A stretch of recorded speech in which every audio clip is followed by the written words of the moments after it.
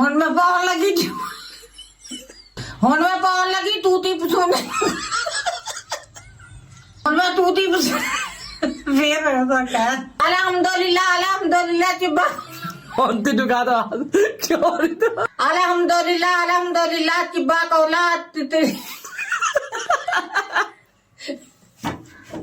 अल्हम्दुलिल्लाह चिब्बा कौला बजरी steam cake बन अल्हम्दुलिल्लाह चिब्बा कौला बजरी स्टीम अल्हम्दुलिल्लाह चिब्बा कौला बजरी स्टीम मैं बनाने लगी